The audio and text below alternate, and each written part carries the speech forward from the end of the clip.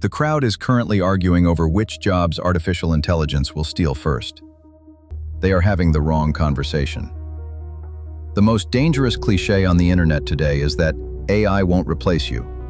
A person using AI will replace you. That is a comforting lie designed to keep you inside the old system. Historically, we tied our human value to specialized skills: coding, writing, financial analysis.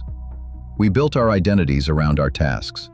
But artificial intelligence is doing to cognitive labor what the steam engine did to physical labor. It is driving the cost of average intelligence to zero.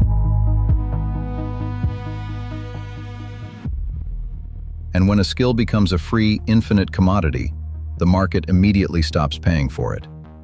A job is just a bundle of tasks. The crowd fiercely defends their tasks. They argue their code is cleaner or their writing is more human. But the algorithm doesn't care about your tasks. The algorithm only cares about the outcome. If you define your worth by the manual labor of your mind, your economic value is already gone. When intelligence is free, what becomes scarce? Vision, taste, and resource allocation. You must fire yourself from your tasks.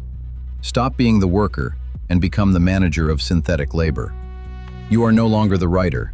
You are the editor of a digital mind.